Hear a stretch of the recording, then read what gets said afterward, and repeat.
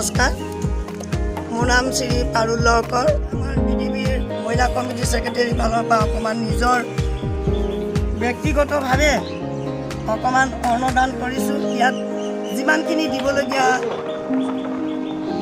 লাগে তিমানখিনি দিব পৰা নাই, গতিকে অলপমান শাক চব্জি বা অকণমান নিমখ এনেকৈ ধৰণৰ দি পেলাই মই দুখীয়া মানুহখিনিক সাহায্য কৰিছোঁ।